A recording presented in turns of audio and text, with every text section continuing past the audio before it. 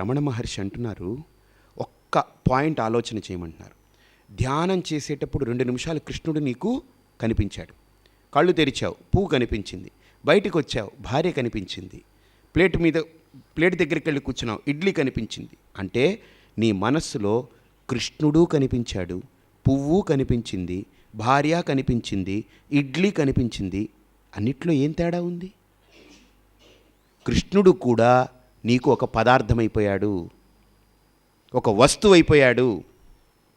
అందుకని కృష్ణుడు కూడా ఒక పదార్థం ఎప్పుడైతే అయిపోయాడో నాకంటే వేరైపోయాడు కనుక నేను పర్మనెంట్గా అట్టి పెట్టుకునే పరిస్థితి ఉండదు. ఎలాగైతే భార్యను చూస్తాను, ఓకే ఆఫీస్కి వెళ్తున్నాను, బయటికి వెళ్ళిన తర్వాత అక్కడ దఫేదార్ వస్తాడు, లేదా ఒక వాటర్ బాయ్ వస్తాడు, మారిపోతుంటారు. ఇలా ఒకరోజు ఉదయం మేలుకొంది మొదలు రాత్రి పడుకునేదాకా మనస్సు ఒక్కదాని మీద ఉండిపోదు. అలాగా ఒక్కదాని మీద ఉండిపోదు. ఒక్కదాని మీద కనుక ఉండిపోతే ఇక యాక్టివిటీ ఉండదు. స్తబ్దుడైపోతాడు మనిషి, జడమైపోతాడు. చూడండి, భార్య గురించి ఆలోచిస్తూ ఉన్నాడు అనుకోండి, ఫైల్ కనపడవు, ఏం కనపడవు, అలా కూర్చుని ఉంటాడు. ఎవరైనా వెళ్ళి ఏమిటండి అలా ఉన్నారు సార్ అంటే, ఏం లేదండి. వాళ్ళు ఆ ఈజినెస్ ఉండదు, బికాస్ ఒక్కదాంతో ఉండిపోయాడు లోపల. మనిషి ఉదయం లేచింది మొదలు పడుకునేదాకా ఒక్క విషయంతో స్ట్రక్ అయిపోతే ఇంకా వ్యవహారం జరగదు. అందుకనే రమణ మహర్షి అంటారు, అలా ఏమైనా ఉండిపోతుందా? నో. అలా ఒక్క విషయంతో మనసు అలా ఇరుక్కుపోయి ఉండిపోయేది ఉండదు, కుదరదు. మనస్సు బండ కాదు. ఇప్పుడు టీవీ చూస్తూ ఉంటాం, మనం టీవీ చూస్తూ ఉంటాం కదండి. టీవీ చూస్తూ ఉన్నప్పుడు, వీడియో పెట్టి చూస్తున్నప్పుడు, ఇలా మాట్లాడుతున్నప్పుడు నేను ఇలా ఏదో అంటుంటాను. పాజ్ అని నొక్కారనుకోండి, స్టిల్ అని నొక్కారనుకోండి,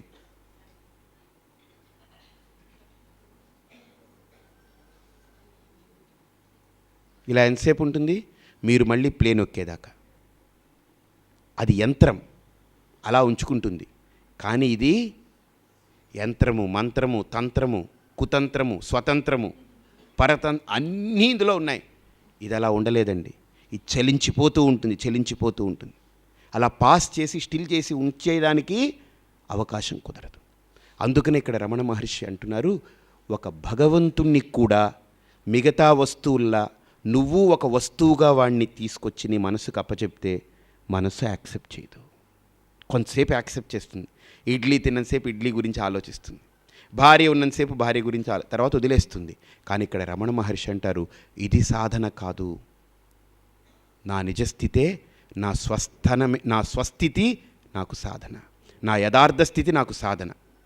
ఆ యథార్థ స్థితికి వెళ్ళాలంటే ఇక్కడ అంటారు, భేద భావనాత్ సోహమిత్యసౌ అభిదాభావన పావనీమత.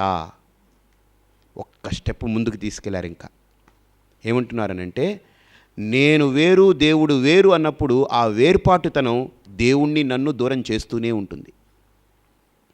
మళ్ళీ సాయంత్రం అంతా అయిపోయిన తర్వాత వచ్చి స్నానం చేసి బట్టలు కట్టుకుని మళ్ళీ దేవుడి దగ్గరికి వెళ్తాం. మళ్ళీ పూజ గదిలో నుంచి బయటికి రాగానే వేరైపోతాం. బికాస్ నేను వేరు, దేవుడు వేరు. కాబట్టి నిజమైన భక్తుడు దైవాన్ని తన నుండి వేరు చేసుకునేదానికి ఇష్టపడడు.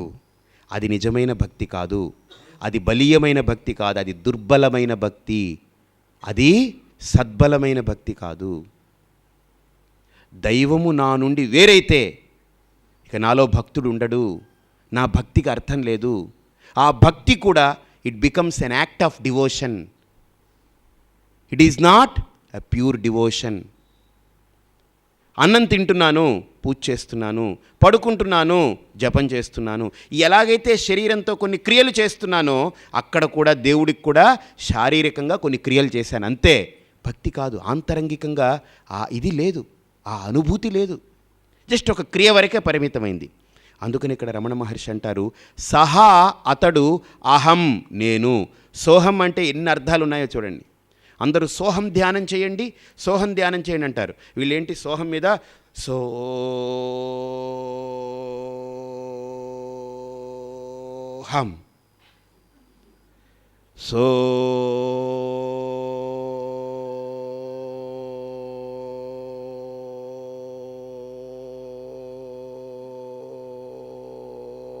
సోహం ఈ హమ్మింగ్ ఆఖరిని ఎందుకు వస్తుందంటే ఇంక ఉండబట్టలేక. ఆఖరిన హమ్మింగ్ వస్తుంది కదా, హమ్ అని. అది ఎందుకు వస్తుంది? ఇంక గాలి ఉండబట్టలేక హమ్. ఒకసారి దూకుతాడు కిందకి, సో అని పైకి వెళ్తాడు. ఇంక పైన ఉండడానికి అవకాశం లేదు, ఒక్కసారి కిందకి దూకుతాడు హమ్ అని. సోహం అనేది గొప్ప మంత్రం అండి, అది బ్రహ్మాస్త్రం. అది చెప్తాను మీకు. సోహం అంటే సహా అతడు, అహం నేను. ఈ ప్రకృతిలో రెండే ఉన్నాయి, నేను ఆ పరమాత్మ. అంటే మిగతా మూడో దాన్ని పడేశాడు వీడు. మూడోది ఏంటంటే ప్రకృతి, మ్యాటర్. ఈ మ్యాటర్ ఏంటి? ఘన పదార్థం, దానికి ఉనికి లేదు, జడం. జడాన్ని పడేశాడు. ఇక్కడ ఉండేది రెండే, ఏంటి? ఈ ప్రకృతిని తయారు చేసిన ఆ పరమాత్మ, అలాగనే ఈ పదార్థంలో ఉండే నేను. ఇద్దరమే ఉన్నాం ఇప్పుడు. ఈ పదార్థము నాకు తెలుసు, ఇది మ్యాటర్. అలానే బయట ఉన్న ప్రకృతి మ్యాటర్. ఈ మ్యాటర్ రెండింటిని తొలగిస్తే ఈ పదార్థంలో ఉండే ఈ ఉనికి నేను అనేది, ఈ ప్రకృతిని తయారు చేసిన పరమాత్మ ఇద్దరే ఉంటారు. అందుకనే సోహం. ఆ సోహం అనే మంత్రంలో ప్రకృతి పడిపోయింది. మూడుండాయి, ప్రకృతి, పరమాత్మ, జీవాత్మ, ముగ్గురున్నారు. ఇప్పుడు ఈ సోహం అనే మంత్రంలో ప్రకృతి పడిపోయింది, ఇంకా పరమాత్మ, జీవాత్మ ఇద్దరే ఉన్నారు. అందుకనే ఒక శ్లోకం, మనకు తత్వం ఒకటి ఉంది, ఒక తత్వం ఉంటుంది, గ్రామీణ భాషలో ఉంటుంది. ఆ తత్వం ఏం తెలుసా తెలుగులో? ఆత్మసత్యమైతే పరమాత్మ సత్యమౌరా, పరమాత్మ సత్యమైతే జీవాత్మ సత్యమౌరా. అసలు ఈ పదం విచారణ చేయండి. ఆత్మ సత్యమైతే పరమాత్మ సత్యమౌరా, పరమాత్మ సత్యమైతే జీవాత్మ సత్యము. ఇన్ని సత్యాలు ఉంటాయండి. అబద్ధాలు ఎన్నైనా ఉంటాయి, సత్యం ఒకటే. 2 రెళ్ళు 4 అది సత్యం. అబద్ధాలు మీరు 3 అనండి, లేకపోతే 5 అనండి, 3.5 అనండి, 4.10 అనండి, లేకపోతే 3.50 అనండి. మీరు ఎన్ని అనుకున్నా 4 కంటే అన్యమైనవన్నీ అసత్యాలే. 4 ఒక్కటే సత్యం. అలానే సత్యం ఎప్పుడు ఒక్కటే ఉంటుంది. ఆ ఒకటిని విడిచిపెడితే అన్నీ అసత్యాలే. అందుకనే నిజం మాట్లాడాలనుకుంటే ఒకటే మాట మాట్లాడతాడు వాడు. అబద్ధాలు ఎన్నైనా కల్పిస్తూ పోతుంటాం మనం. అబద్ధాలే కల్పించగలిగిందే అబద్ధాలు. నిజాన్ని సృష్టించలేం, అబద్ధాన్ని సృష్టించవచ్చు. అబద్ధానికి సృష్టి ఉంటుంది, లయం ఉంటుంది, కానీ నిజానికి సృష్టించబడనిది నిజం, అది వాస్తవం. అలాగనే ఆత్మ ఒకటి, పరమాత్మ ఒకటి, జీవాత్మ ఒకటి, ఇవన్నీ సత్యాలైతే ఇన్ని సత్యాలు ఉంటాయా? ఒక్కటే సత్యం అవ్వాలి. అందుకనే ఆత్మ అన్న, పరమాత్మ అన్న, జీవాత్మ అన్న ఒకటే. ఆ తాత్వికత చెప్తుంది, ఆత్మ సత్యమైతే పరమాత్మ సత్యమౌరా, పరమాత్మ సత్యమైతే జీవాత్మ సత్యమౌరా. మరి ఇన్ని భేదాలు ఎందుకు కనిపిస్తున్నాయండి? గట్టుకు వంకరలున్నవి కానీ నీటికి వంకరలున్నాయా? ఆవుకు రంగులు ఉన్నవి కానీ పాలకు రంగులు ఉన్నాయా? బయట కనిపించే నల్లావు, కర్రావు పాలు పితికారు గిన్నెలో. ఎర్రగా ఉందో ఒక ఆవు, దాని పాలు పితికారు. తెల్లగా ఉందో ఒక ఆవు, దాని పాలు పితికారు. ఇప్పుడు ఆ పాలను వేరు చేసి చూపించండి. ఆవుల్ని వేరుగా చూస్తాం బయట. అలానే మీ కంటితో, చేత్తో పాలు, ఇగో ఈ కర్రావు పాలు కింద ఉందండి, తెల్లావు పాలు పైన ఉందండి, ఎర్రావు పాలు వేరు చేయలేం. ఆ రంగులు ఇందులో లేవు, బయట రంగులు ఉన్నాయి. అలాగనే జీవాత్మ, పరమాత్మ అని రెండుగా కనిపిస్తుంది, కానీ దాని మూలంలోకి వెళితే ఉండేది ఆత్మ చైతన్యం ఒక్కటే. అది వెళ్ళకపోవడం వల్ల రకరకాలుగా కనిపిస్తున్నాయి. ఆ స్థితికి లోపలికి వెళ్ళకపోవడం వల్ల మనం బయటే ఉన్నాం కాబట్టి 2 రకాలుగా కనిపిస్తున్నాయి. స్వామి, మరి 2 రకాలుగా కనిపించేది తప్పంటారా? ఎస్, అది దృష్టి దోషమే. అది ఎందులో దోషం? దృష్టి దోషం. నేను ఒక చిన్న క్వశ్చన్ చేస్తాను, చెప్తారా? ఇప్పుడు కళ్ళు బాగానే కనిపిస్తున్నాయి నాకు. ఈ కళ్ళు మూసుకున్నాను, మీరే కనిపిస్తున్నారు కదా. ఈ కళ్ళు మూసుకున్నాను, మీరు ఒక్కరే కనిపిస్తున్నారు కదా. ఈ కన్ను మూసుకున్నాను, మీరు ఒక్కరే కదా కనిపిస్తున్నారు. ఇప్పుడు ఒక్క కన్నుతో చూసినా మీరు ఒక్కరే కనిపిస్తున్నారు. ఈ కన్నుతో చూసినా, ఇంకో కన్ను మూసినా మీరు ఒక్కరే కనిపిస్తున్నారు. ఇప్పుడు 2 కళ్ళు ఓపెన్ చేశాను. ఒక్క కన్నుతో చూస్తే స్వామి ఒక్కళ్ళు కనిపిస్తారు, 2 కళ్ళతో చూస్తే అదే వ్యక్తి 2గా కనపడతారా? చెప్పండి. ఒకవేళ ఇద్దరుగా కనపడితే మనకు సమస్యే లేదు. ఇప్పుడు నేను అక్కర్లేదనుకోండి, ఇంకో కన్నుతో ఇంకొన్ని చూసి ఆయన పెట్టుకుంటారు.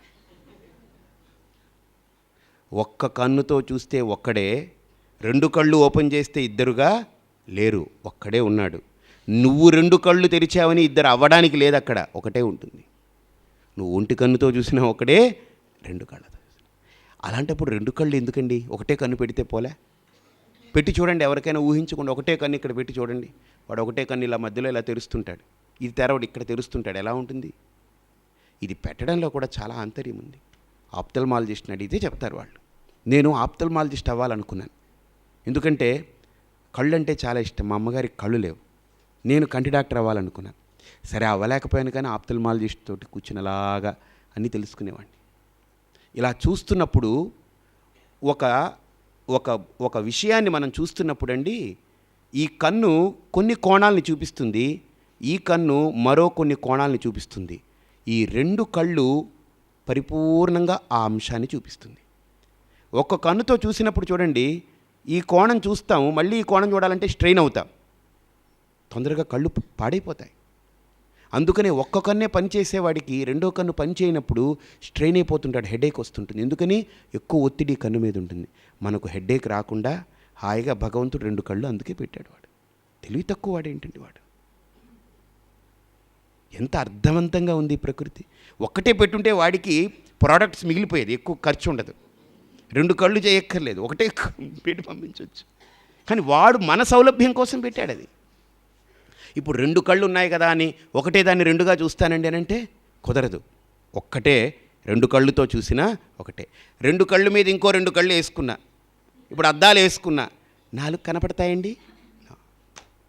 ఒక్కటే కనపడుతుంది. అలాగని ఇక్కడ కూడా జీవాత్మ పరమాత్మ అని రెండుగా మనకెందుకు కనిపిస్తుందనంటే దృష్టి దోషం. మీకు ఒక లైవ్ ఎగ్జాంపుల్ ఇస్తాను. ఇదే కన్ను మీది ఇలా అనండి, ఏదైనా ఒక చెయ్యి ఇలా దగ్గర పెట్టుకొని ఇలా అనండి, రెండు చేతులు రెండు వేళ్ళు కనిపిస్తాయి.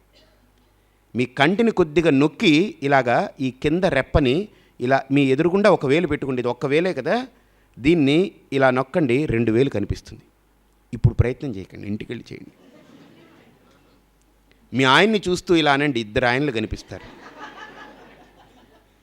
మీలో ఇంకొక ఆయన కూడా నాకు కనపడుతున్నారని చెప్పండి.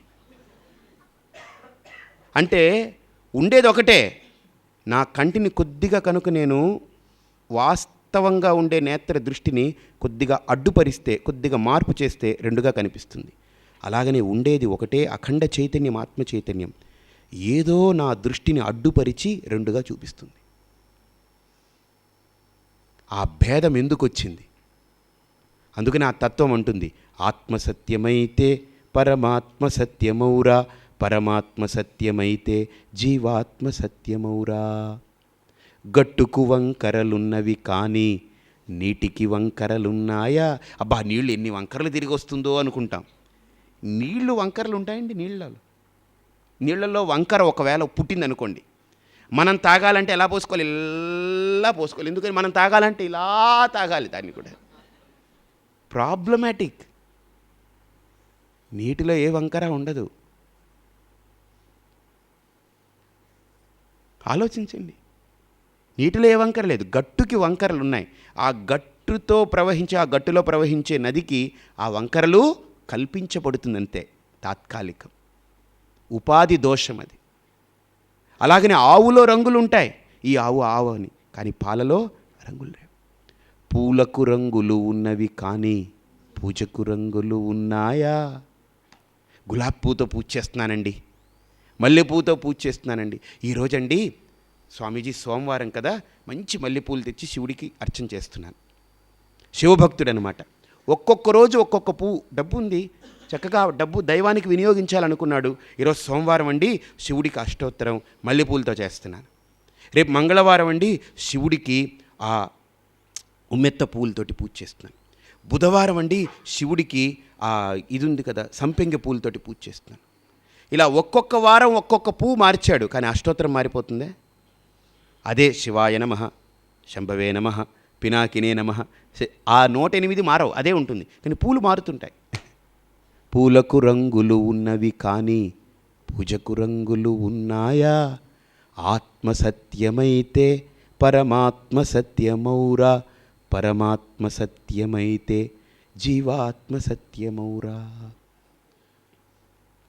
ఓకే, ఇక్కడ రమణ మహర్షుల వారు చాలా అద్భుతంగా ఒక షిఫ్ట్ తీసుకుంటారు.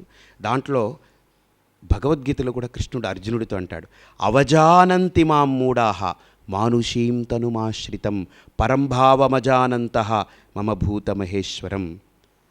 ఇక్కడ కృష్ణుడు అర్జునుడితో అంటాడు, అర్జున, నన్ను ఈ బృందావనంలో ఆడుకున్నానని, నేను దేవకికి పుట్టి వసుదేవుడు నన్ను మోసుకొచ్చి అక్కడ పెట్టాడని, గోపికలందరితో రాసక్రీడ చేశానని, ఈ భౌతికంగా నన్ను గుర్తించి భౌతికమైన క్రియలని నా మీద ఆరోపించి ఇదే కృష్ణుడంటే అని ఊహించుకుంటుంటారు.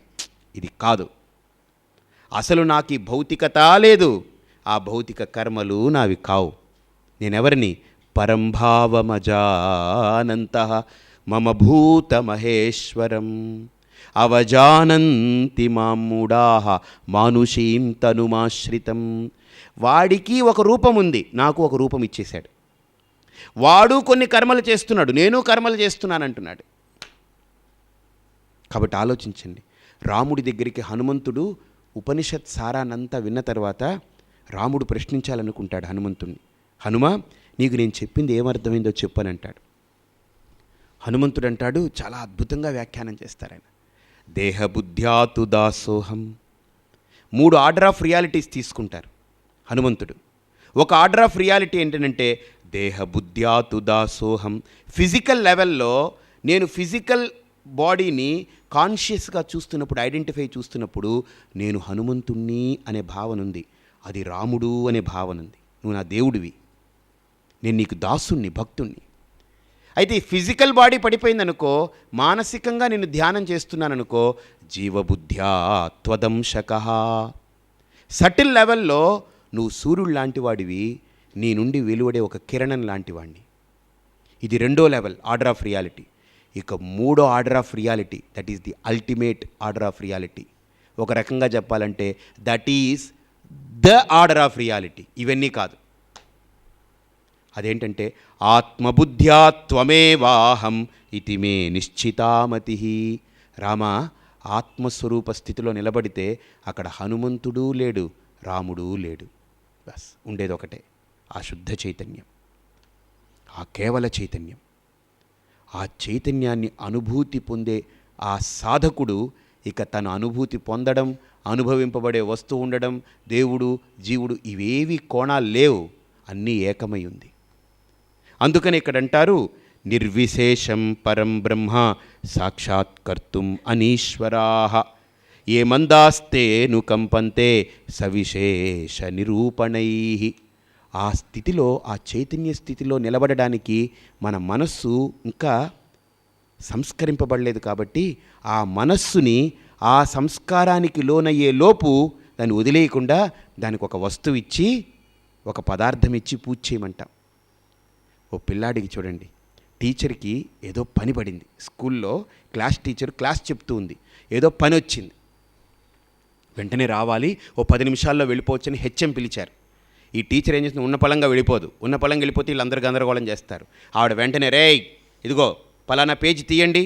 తీసాం మ్యామ్, ఈ 4th పేజీలో ఈ 3 పారాగ్రాఫ్స్ మీరందరూ రాసి పెట్టండి నేను వచ్చేటప్పటికి అంటుంది. ఆవిడ వెళ్ళిపోతుంది. మీరు బాగా చూడండి, ఎందుకు ఇది చెప్పింది? ఇది అవసరమా? లేదు. ఆవిడ వెళ్ళాలి, ఆవిడ వెళ్ళిపోవచ్చు కదా, ఇది ఎందుకు చెప్పాలి అంటే ఆవిడ ఇదేది చెప్పకుండా వెళ్ళిపోతే వచ్చిన తర్వాత వీళ్ళని హ్యాండిల్ చేయడానికి వాళ్ళు వాళ్ళ స్థితిలో ఉండరు. అందుకని అందరూ కూడా అసలు సంబంధమే లేదు. ఆవిడ తీసుకుని ఆ 10 minutes గ్యాప్కి ఆవిడ ప్రిపేర్ చేసుకుని ఇది వీళ్ళు రాయాలంటే 10 నిమిషాలు పడుతుంది. చెప్పింది హ్యాండ్ రైటింగ్ నీట్గా ఉండాలి, కామాలు పుల్ స్టాపులు కరెక్ట్గా ఉండాలి, ఎక్కడా మిస్టేక్స్ రాకూడదు, నీట్గా రాయండి అనింది. ఆవిడకి తెలుసు ఇది నీట్గా రాస్తే 12 నిమిషాలు పడుతుంది, 10 నిమిషాలు పడుతుంది. ఈ 10 నిమిషాలు ఆవిడ పని చేసుకొని వస్తుంది. ఈలోపు వీళ్ళందరూ మౌనంగా కూర్చొని సీరియస్గా రాస్తూ ఉంటారు.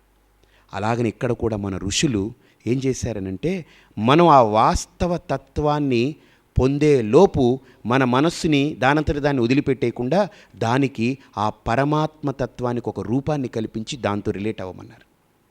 అక్కడికి వెళ్ళేలోపు ఇది రిలేట్ అవ్వమన్నారు, అంతే. నిర్విశేషం పరం బ్రహ్మ సాక్షాత్కర్తుం అనీశ్వరాః. ఏ మందాస్తేను కంపంతే సవిశేష నిరూపణై. అంటే వాస్తవమైన పరమాత్మతత్వాన్ని పొందడానికి ఇక్కడ నేను అవాస్తవంగా ఒక రూపాన్ని అక్కడ చూసి దాన్ని దేవుడు అని అనుకుంటున్నాను. స్వామి ఇలా అనుకోవచ్చు అంటారా?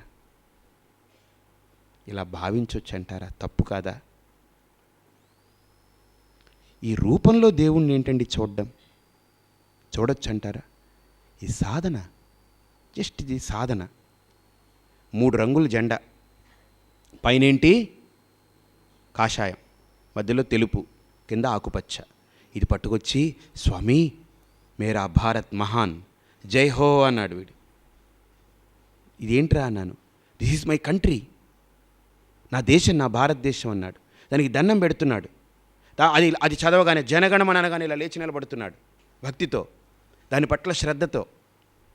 నాకు డౌట్ వచ్చింది, రా ఇదేమో 1.5 అడుగు వెడల్పు, 1/2 అడుగు ఇది పొడుగు, 1.5 అడుగు వెడల్పు.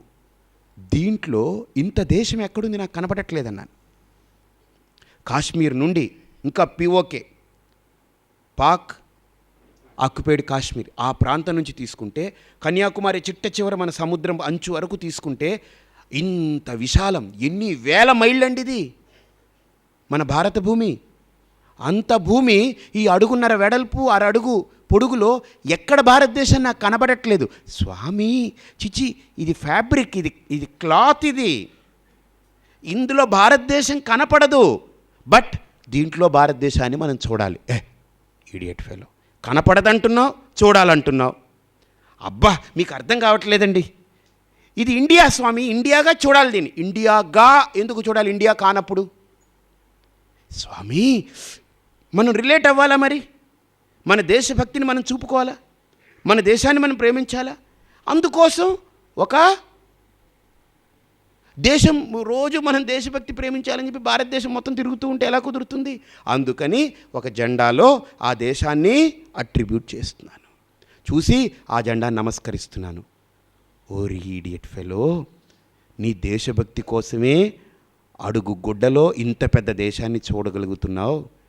నా భక్తి కోసం అంత వ్యాపించి ఉన్న పరమాత్మని ఒక విగ్రహంలో ఆరోపించుకొని ధ్యానం చేస్తున్నాను. That's it.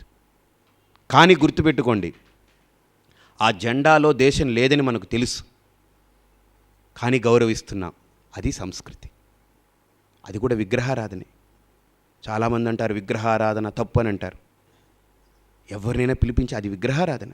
విగ్రహం అంటే ఒక ఆల్టర్, ఒక ఆబ్జెక్ట్. దాంట్లో లేని దాన్ని మనం ఆరోపణ చేసి ఆరాధిస్తున్నాం. అలాగనే రాయి, కానీ దాన్ని దైవంగా చూస్తున్నాను. అందులో నాకు దైవత్వం కనపడుతుంది. నేను అధ్యారోపణ చేసి చూస్తున్నాను.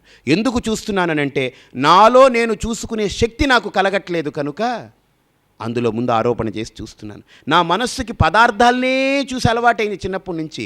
పదార్థాలు లేకుండా చూడమంటే ఉండలేదు నా మనస్సు. అందుకని ఇప్పుడు పదార్థాన్ని పెట్టి నా మనస్సుకు ఒక సాధన చేసి మెల్లగా సాధనలో ఆ మనస్సు పదార్థం లేకుండా నిలబడగలిగే స్థితి వచ్చినప్పుడు నేను పదార్థాన్ని ఆ పదార్థమే పడిపోతుంది. మనం తొలగించక్కర్లేదు. ఇక నుంచి నా మనస్సుకు అంతా నిలబడిపోయింది, ఇంకా అన్ని పూజలు మానేస్తాను. నో, నీ ఎఫర్ట్ ఉండకూడదు, ఎఫర్ట్లెస్గా అవి పడిపోగలగాలి.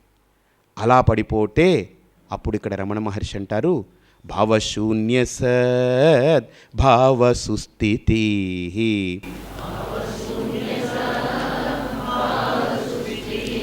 భావనా బలాత్ భక్తిరుత్తమా.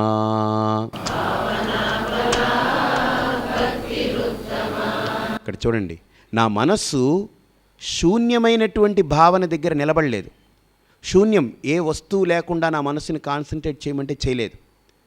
అందుకనే ఒక అతను దెయ్యం గురించి ధ్యానం చేయండి అన్నాడు. దెయ్యం గురించి ధ్యానం చేయమంటే దెయ్యం ఏమిటో వీడికి తెలియదు. కానీ వాడు ధ్యానం 10 నిమిషాలు బ్రహ్మాండంగా చేశాడు. ఎలా చేశావు? నీకు దెయ్యం తెలియదుగా, ఎలా చేశావు? స్వామి నాకు దెయ్యం తెలియదు, కానీ మా ఆవిడ తెలుసు కదా. ఓ అయితే ఏం చేశావు? మా ఆవిడంటే నాకు చాలా ఇష్టం స్వామీజీ, మా ఆవిడంటే నాకు చాలా ప్రేమ. ఆవిడ్ని మీరు ఎన్ని గంటలు చూడమన్నా చూస్తాను, బికాజ్ ఐ లవ్ హర్. కాబట్టి నేను తాత్కాలికంగా ఆవిడకి ఆ రూపం ఇచ్చాను. జుత్తు ఇలా చేసి ముక్కు ఎంత పెట్టి ఏవో పెట్టి చూస్తే మా ఆవిడ నేను ఎంత చక్కగా ఆ రూపంలో కూడా ఎంజాయ్ చేశాను. నా మనస్సు ఇంకా చెప్పక్కర్లేదు, ఎటో వెళ్ళిపోయింది మనస్సు, అలా వెళ్ళి కూర్చుందనమాట. హాయిగా వెళ్ళి దానికి స్టిక్ అయింది. చూడండి, వీడికి దెయ్యం తెలియదు, కానీ తెలుసున్న వస్తువు మీద తెలియని దాన్ని ఆరోపించి చూస్తున్నారు. అప్పుడు కుదురుతుంది మనస్సుకి. అలానే ఇప్పుడు లోపల యథార్థ స్థితి, వాస్తవ స్థితి, చైతన్యము అనగానే మనసుకి తెలియట్లేదు, ఉక్కిరిబిక్కిరైపోతుంది. అప్పుడు దానికి ఏం చేయాలి?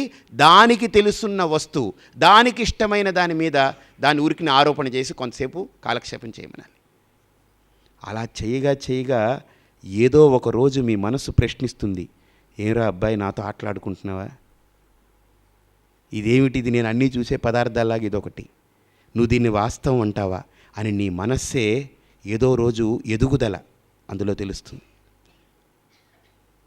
ఆ ఎదుగుదల మన మనస్సులో రావాలంటే మీ ఎఫర్ట్, మీ పర్సూట్ కూడా సిన్సియర్గా ఉండాలి. ఆ సిన్సియారిటీ లేకపోతే నీ ప్రశ్నలు రావు. చేస్తూ పోతుంటాడు, 20 ఏళ్ళైనా అదే విగ్రహారాధన అలా చేస్తూ ఉంటాడు. ఈ పూలు పెట్టానండి, ఆ పూలు పెట్టానండి, ఇది చేశానండి అలా అంటుంటాడు. బికాస్ వాడు మానసికంగా ఇంకా దాంతో రిలేట్ అవ్వలేదు. ఫిజికల్గా రిలేట్ అవుతున్నాడు కనుక ఎదుగుదల రాలేదు, మెచ్యూరిటీ రాలేదు. మానసికంగా కనుక ఆ విగ్రహారాధన చేయడం మొదలుపెట్టి రిలేట్ అయితే ఏదో ఒక రోజు ఆ పూజా ఫలమే, ఆ క్రియ వాడిని మేల్కొలుపుతుంది. ఏంట్రా నువ్వేంటి ఈ పదార్థాన్ని పూజిస్తున్నావు, ఈ పదార్థాన్ని ఆరాధిస్తున్నావు, ఈ పువ్వు ఇదొక పదార్థం, దేవుడు ఒక పదార్థం, ఈ పదార్థం దీని మీద పెట్టి అయిపోయింది, ఈ దేవుడు అని అంటున్నావు. 2 పదార్థాలని కలిపేస్తే పూజ అయిపోతుందా? ప్రశ్నలు మొదలవుతాయి. అప్పుడు మనకు గురువు కావాలి. విగ్రహం అప్పచెప్పి పూజ చేయమనడానికి గురువు అక్కలేదు, అది బండ పని. ఎద్దుని తీసుకొచ్చి కట్టేసామనుకోండి, దేనికి? బండికి. మనం ఏం చేయకలేదు, అది పోతూ ఉంటుంది. అర్థమైందా? అలాగని ఇప్పుడు విగ్రహం అప్పచెప్పి పూజ చేయమంటే పోతూ ఉంటాం, మనం కూడా ఇదిలా అలా పోతుంటాం. గొల్లు గొల్లు గొల్లు గొల్లు గొల్లు అంటే అది పోతూ ఉంటుంది అంతే.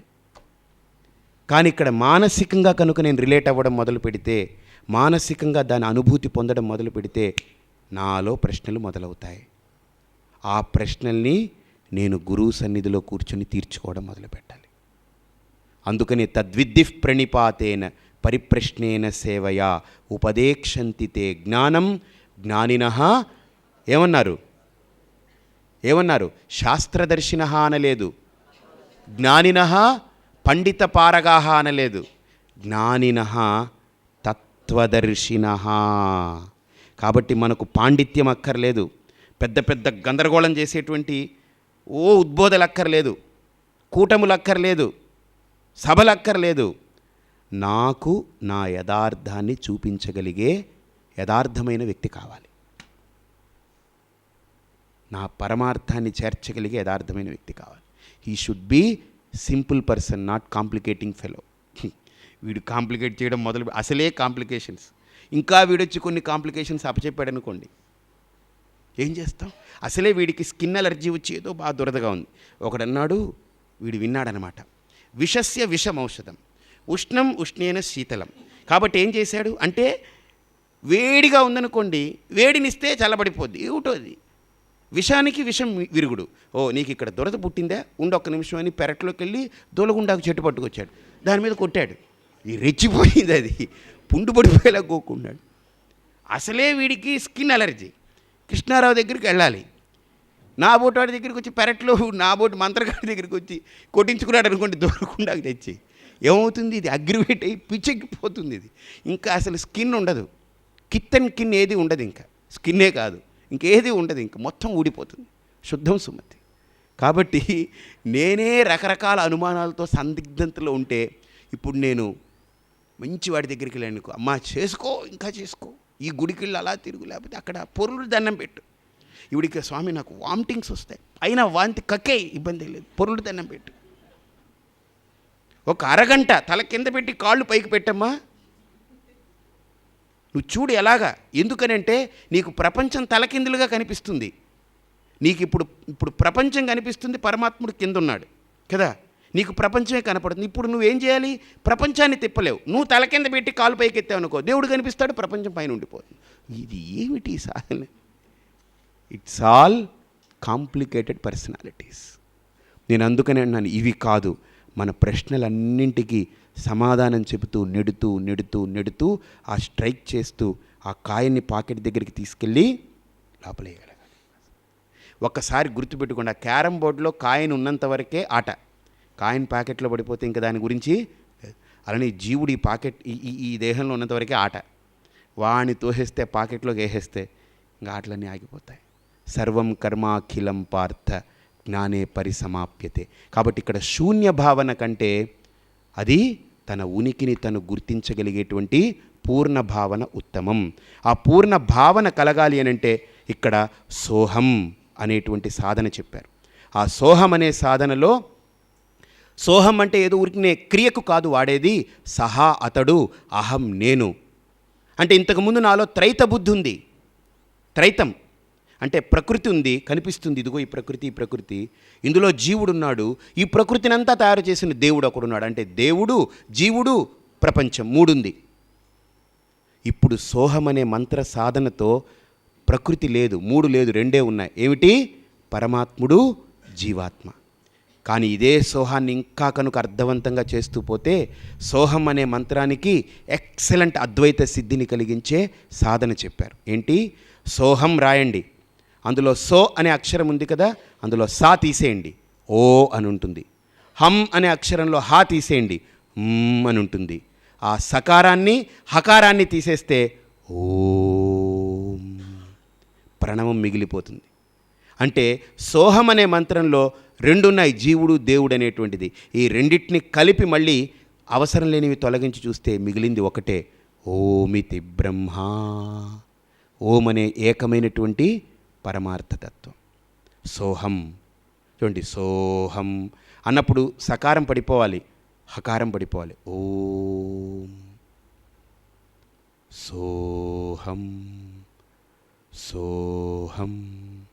అందుకనే శంకరులు ఉట్టి సోహం చెప్పకుండా చిదానందరూప శివోహం శివోహం మనోబుద్ధ్యహంకార చిత్తాని నాహం నచ శ్రోత్రజిహ్వే నచ ఘ్రాణనేత్రే నచ వ్యోమ భూమి న తేజో న వాయు చిదానందరూప శివోహం శివోహం. ఇది సాధన. ఈ సాధనని ఇప్పటి నుంచి మొదలు పెడతారని 10వ శ్లోకం నుండి. అంటే ఇంతవరకు సాధన చేయించలేదు. ఏవేవైతే మనం పట్టుకుని ఇదే అల్టిమేట్ అని ఊహల్లో ఉన్నామో, ఇప్పటి వరకు ఉన్నటువంటి ఊహలన్నింటినీ కూడా ఆయన దాని పరిధులు చూపించి దీనికంటే ఇది గొప్పది, దీనికంటే ఇది గొప్పది, దీనికంటే ఇది గొప్పది, దీనికంటే ఇది గొప్పది అని అల్టిమేట్ దగ్గరకు తీసుకెళ్ళి ఇంతకంటే గొప్పది ఏదీ లేదు, కాబట్టి దీన్ని ఇప్పుడు మనం పొందాలి అని టార్గెట్ పెట్టారు ఆయన. ఇక్కడి నుంచి మొదలవుతుంది. హరి ఓం తత్సత్.